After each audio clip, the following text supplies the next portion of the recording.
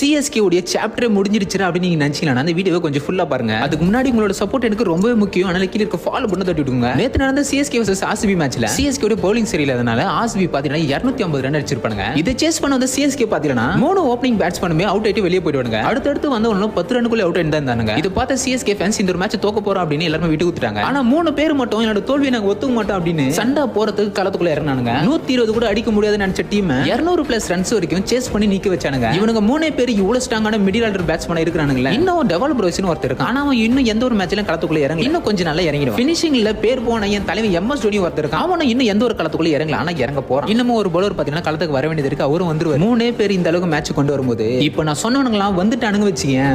Bro உங்களுக்கு Chennai super Kings பேர் மட்டும் தானே தெரியும். ஓஜி கம்பேக் சூப்பர் கிங்ஸோட வரலாறு தெரியுமா? அதெல்லாம் உங்களுக்கு தெரியாதனால தான் நீங்க துள்ளிக்கிட்டு இருக்கீங்க. அவனை எவன் சிஎஸ்கே டீமை போட்டு அடிச்சீங்களோ அவனுக்கு எல்லாருமே வார்னிங். கண்டிப்பா சிஎஸ்கே கம்பேக் எல்லா மேட்ச்லயுமே கொடுக்கணும். இதுக்கப்புறம் எவனா